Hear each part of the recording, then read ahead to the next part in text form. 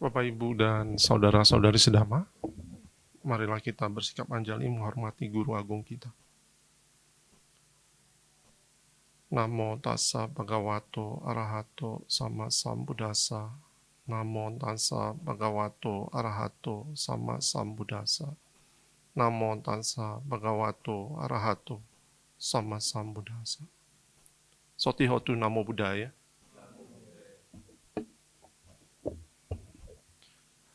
Bapak, Ibu, dan saudara-saudari sedama, pagi ini yang mau saya angkat untuk jadi perenungan kita bersama, ini sebenarnya pelajaran kelas 8 di buku Agama Buddha. Kebetulan ada siswa kami yang cukup kritis memberikan tanggapan dari materi yang kami pelajari. Nah, ini saya mau berbagi, paling tidak Bapak Ibu bisa lihat ternyata di pendidikan agama Buddha itu siswa dari kelas 8 itu sudah diajak untuk ikut memikirkan tentang kehidupan dunia, keadaan dunia saat ini. Nah, kita akan mulai dengan pertanyaan keadaan dunia saat ini itu seperti apa, sehubungan dengan keadaan alam dan penduduknya. Karena materi ini ingin menggugah kesadaran dari pelajar. Kalau saya bawa perbincangannya pada pagi ini, ingin menggugah kita sebagai umat Buddha itu melihat kita itu hidup di dunia ini dalam keadaan yang seperti apa sih saat ini. Nah, kadang-kadang kita kan sehari-hari lewati kehidupan kayaknya ya gini-gini aja, nggak ada masalah. Nah, ini sudah hujan malam tadi, ini sebentar lagi petanda mau masuk musim hujan ya. Ya begitu aja. Padahal faktanya kalau kita baca laporan-laporan sains, apalagi majalah-majalah sains, contohnya majalah yang saya jadikan rujukan nih untuk menyampaikan materi ini, National Geographic, itu menyampaikan tahun ini penduduk dunia udah pecah telur jadi 8 miliar. Jadi 8 miliar itu sekedar angka. Kita sendiri kalau dengar 8 miliar, oh orangnya cuma kayak gini, ini kalau Car Free Day masih segini. Tapi diharapkan kita harus lihat, kalau tidak dilakukan sesuatu, kalau pola kehidupan kita tidak berubah, masih kayak gini aja, di tahun 2045 sampai 2050, itu kurang lebih berapa tahun dari sekarang? 20-an tahun lah ya, 27 tahun. Penduduk dunia itu jadi hampir 10 miliar. Indonesia sendiri diproyeksikan, sekarang kita ini kan 270-an ya, kita bisa sampai di tahun 2040 itu jumlah penduduknya 308 juta. Ini jalanan makin ramai, siapa tahu umat juga makin ramai. Tapi yang jelas kehidupan akan punya konsekuensinya dengan jumlah penduduk seperti itu. Berebutan tempat tinggal, berebutan pangan, berebutan tempat tinggal termasuk lahan untuk mencari penghidupan. Beberapa tahun tarik mundur, tahun 90-an itu satu pasang ilmuwan itu bikin jurnal, research penduduk. Sebenarnya bumi kita ini masih aman, kita tuh masih lega, semua itu kita hidup masih bisa tercukupi kalau penduduk kita itu 3M, 3 miliar. Tapi kalau sekarang sampai 10 miliar tahun 2040, itu bumi kita tuh harus di copy paste, diduplikat jadi berapa bumi? 3 bumi. Nggak mungkin kan, bumi ini kan ya cuma satu ini aja. Jadi kalau di tahun 90, hitung-hitungan dia, lahan, pangan, itu cukup kalau penduduknya 3M. Kita nggak akan gontok-gontokan. Tapi kalau sampai 10M penduduknya di 20 tahun mendatang, ini bumi sekarang aja nih, 8 ya. Kita tuh sudah butuh 3 bumi. Cuman kan kita di sini kayaknya di Klaten masih aman-aman aja. Ke Putra Bangsa belakangnya masih sawah, masih hijau. Sini masih ada yang nandur. Tapi belahan dunia yang lain, laporan dari Nat Geo yang lagi berusaha keluar dari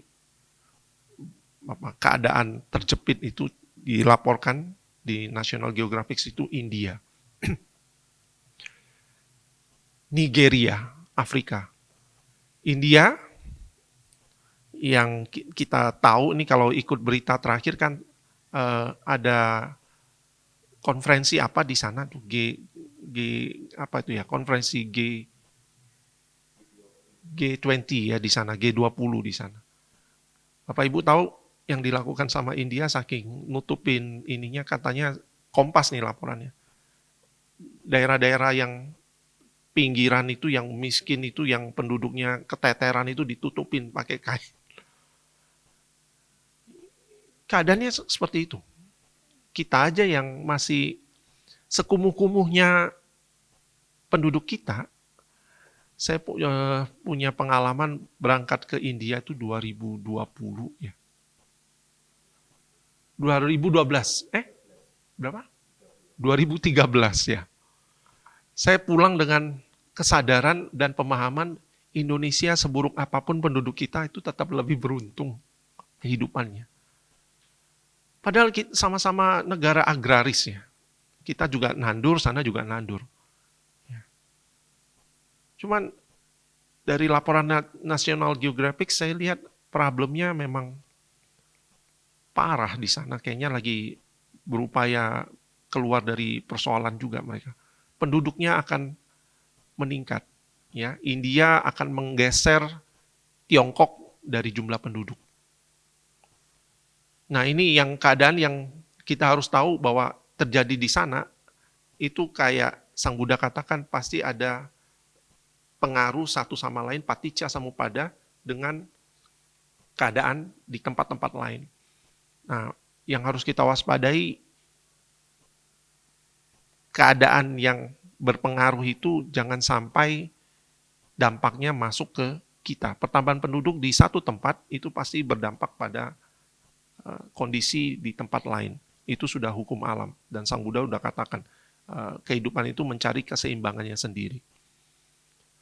Yang harus kita waspadai dengan keadaan seperti itu, kalau Indonesia tidak hati-hati, kitanya sendiri yang sebagai umat Buddha tidak hati-hati, kita mungkin yang akan jadi sumber masalahnya. Ya.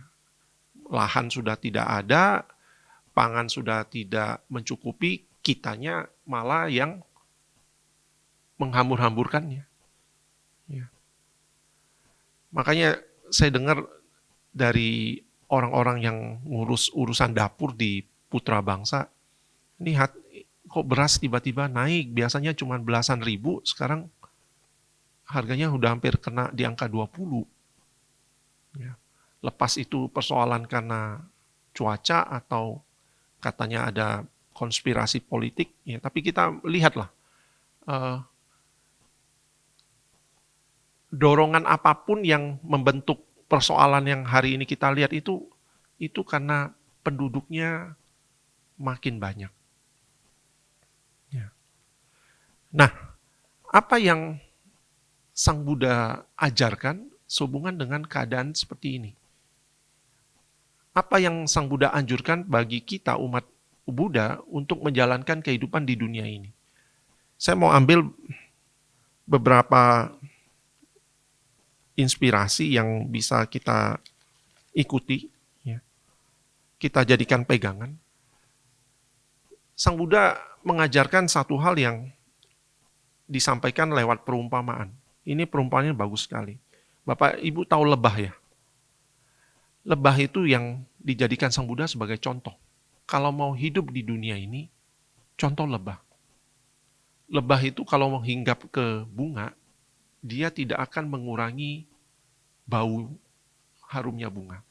Dia tidak akan eh, apa merusak kuntum bunganya. Nah, Sang Buddha katakan, bagaikan seekor lebah yang tidak merusak kuntum bunga, baik warna ataupun baunya. Pergilah setelah memperoleh madu.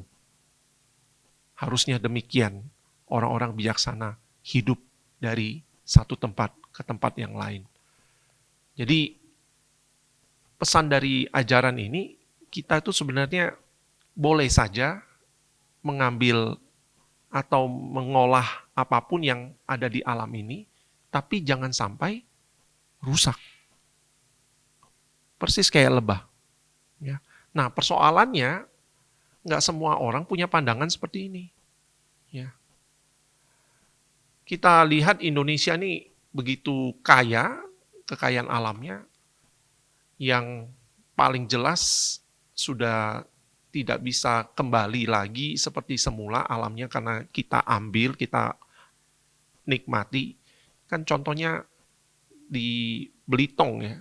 Kalau saya lihat dari laporan eh, karya sastranya Andrea Hirata yang asli Belitung, kan PN Timah itu di sana ngambil timahnya luar biasa kan. Yang terjadi wilayah yang sudah diambil timahnya itu sudah sulit untuk kembali hijau. Jadi tanahnya kehilangan unsur hara, ya jadinya cuma cekungan-cekungan danau-danau buatan yang kehidupan alamnya sulit untuk muncul. Nah, sekarang lagi persoalan kita nih, yang lagi keren nikel. Nikel juga perdebatannya kan itu. Bagaimana kalau diambil, lahannya tetap bisa kembali punya kehidupan. Kayaknya sulit ya. Saya sendiri nggak tahu cara teknik penambangan hari ini. Ya. Jadi konsekuensi dari kenapa kita butuh nikel, karena kan dorongan apa tuh? Dorongan kebutuhan juga kan? Orang kayaknya sekarang lagi butuh nikel untuk dijadikan baterai, listrik, ya, listrik portable, listrik, tenaga listrik yang bisa menghidupkan banyak kendaraan-kendaraan yang katanya jadi solusi. Itu juga paradoks itu. Saya juga dengar satu ilmuwan yang ngomong agak bertolak belakang. Kita ingin mencegah polusi dari kendaraan berbahan bakar fosil, kayak yang kita pakai hari ini tuh, kan dari fosil ya. Dengan menggantikannya dengan kendaraan listrik. Padahal untuk bikin alat-alat atau bahan-bahan kendaraan listrik, contohnya baterai, itu polusinya juga luar biasa. Pengolahan nikel supaya jadi baterai. Jadi katanya hati-hati, kalau nggak waspada sama aja. Untuk menghasilkan barang yang nanti kita mau pakai, ini sendiri waktu diproses sudah buang polusi yang cukup besar. Saya diskusi sama beberapa orang termasuk dengan Bulani bilang, mau apapun solusinya kayaknya solusi yang terbaik adalah kurangi umat manusia. Saya bilang, saya tambahkan, kayaknya bukan hanya itu. Kalau manusianya kurang dari sekarang, tapi nafsunya masih besar, tanhanya masih besar, keinginannya masih besar, walaupun segelintir ya tetap bisa hancur dunia ini. Betul nggak Bapak Ibu? Jadi bukan persoalan jumlah, jumlah itu konsekuensinya iya, orang kebutuhannya makin, kalau mereka tidak punya keinginan, paling tidak kebutuhannya juga butuh bahan-bahan atau sumber daya. Tapi kalaupun orangnya sedikit, tapi nafsunya besar, ya apapun juga dilibas sama mereka. Itu sebabnya, saya pikir pesan pagi ini singkat saja nih. Saya mau kasih tahu kita semua, ini termasuk refleksi buat kita. Hati-hati jangan terjebak di keinginan yang macam-macam lah. Dunia kita ini sudah hadir dengan berbagai persoalan, jangan ditambah persoalannya karena kita punya keinginan yang macam-macam. Sang Buddha ajarkan hidup madhya, hidup majjhima, tengah, itu dianjurkan karena kalau kita lihat dari sejarahnya, ini ada di Aganya Sutta. Awalnya semua kita ini, kehidupan kita ini, kebutuhannya terpenuhi. Dengan cara ketika kita butuh, kita ambil secukupnya. Di Aganya Sutta disampaikan prosesnya kita ini dari cahaya, kemudian karena kita menikmati kegiuran-kegiuran, akhirnya sedikit banyak mulai terbentuk fisik, sampai akhirnya jadi kayak kita. Nah, waktu ketemu dengan urusan makan, sebenarnya waktu itu tanaman yang kita makan, di dalam Aganya Sutta itu namanya sali. Jadi sali, jadi padi hari ini, itu tanaman yang tidak bersekam. Menarik ya, kalau di Aganya Sutta bilang, itu tinggal dipetik, udah diolah aja. Sali yang padi yang kita hari ini kita sebut padi itu dulu tidak bersekam. Tapi karena manusia ngambilnya mulai mikir, kalau dulu makan, saya lapar, ambil, masak. Tapi karena mulai punya keinginan yang serakah, aku mau simpan untuk nanti siang dan malam, ngambilnya udah lebih. Jadi bukan lagi untuk pas lapar aku ambil, makan, tapi aku mau nyimpan untuk nanti. Ambil, disimpan. Nah, seiring dengan keserakahan manusia, aku ingin ambil lagi untuk besok hari, aku ingin ambil simpan untuk seminggu. Tanaman-tanaman itu berevolusi sehingga mereka sendiri berubah. Makanya perubahan-perubahan alam, kalau menurut Aganya Sutta, kita bisa simpulkan karena perilaku manusia yang serakah. Makanya hari ini padi itu bersekam. Sejarahnya dari aganya begitu. Nah, kita bisa lihat, itu artinya segala sesuatu itu yang di alam itu merespon apa yang kita lakukan. Kalau kita lihat dari Aganya Sutta, makin serakah kita, maka bumi ini akan merespon dengan caranya sendiri. Dan caranya, kalau dulunya kayaknya mudah, tinggal ambil, nggak perlu buka sekamnya, tinggal diolah. Ya, kalau dulu. Kalau sekarang, makin lama, kayaknya bumi akan merespon, membuat kita makin sulit.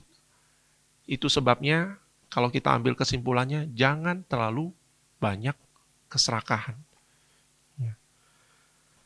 Nah, Buddha sendiri mengajarkan kita untuk menjaga alam ini dari pola hidup yang sederhana, ditunjukkan oleh beliau dengan praktek sehari-hari. Para murid itu tidak diizinkan, biku-biku tidak boleh buang air sembarangan di sungai. Di air-air genangan itu tidak boleh. Terus tidak boleh diizinkan juga masa penghujan, masa wasa itu untuk keliling. Supaya bibit-bibit tumbuhan punya kesempatan hidup. Yang keren lagi, Sang Buddha menganjurkan murid-muridnya untuk jangan tinggal yang tempat-tempat yang harus punya upaya besar untuk dibangun gitu ya. Ke hutan aja. Cari pondok-pondok yang ditinggalkan. Ya. Dari sana aja kita bisa lihat ajaran Sang Buddha itu linier atau sejalan dengan upaya pelestarian. Nah, kita lihat sendiri guru agung kita itu, kalau saya bilang itu naturalis banget ya. Orang yang beliau itu tokoh yang sosok yang sangat alam banget. Kita lihat aja, lahir di mana Pio?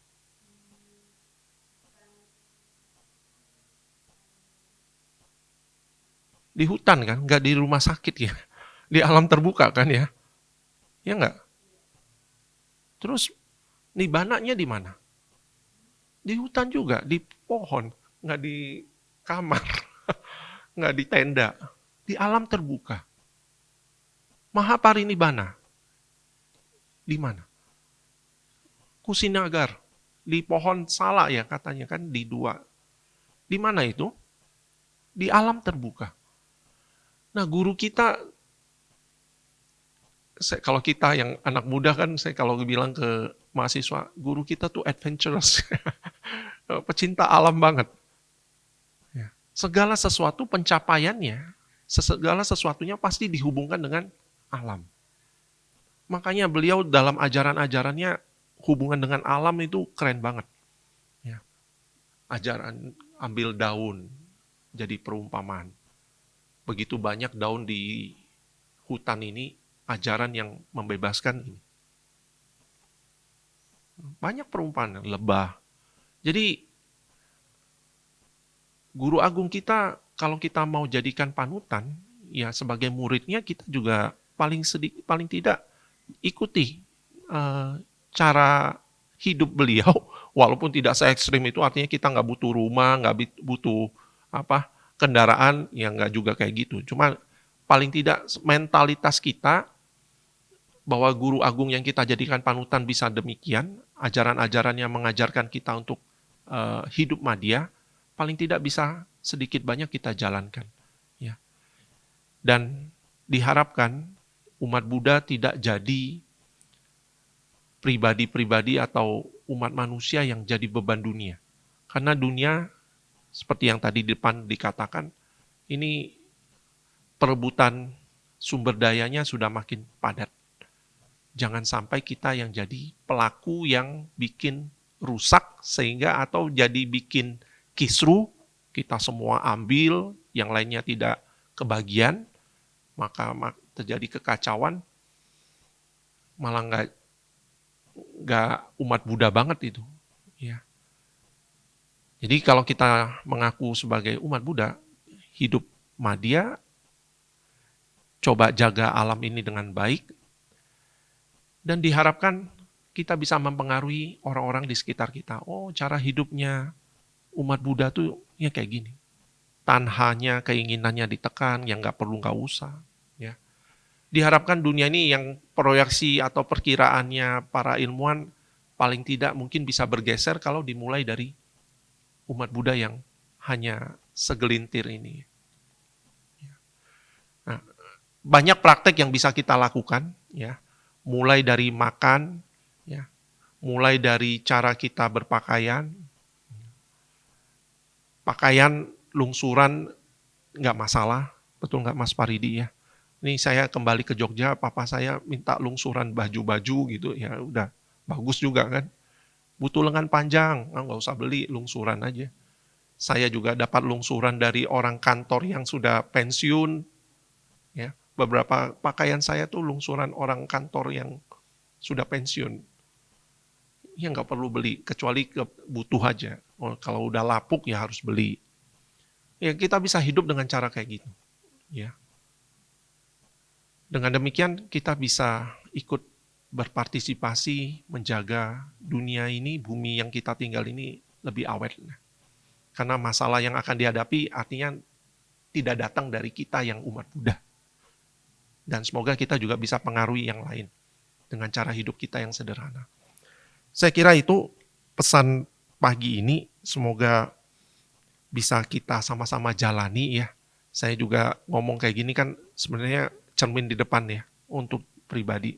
Semoga kita sama-sama bisa saling mengingatkan satu sama lain untuk hidup madya. Sabe sata bawantu sukitata. Semoga semua makhluk hidup berbahagia.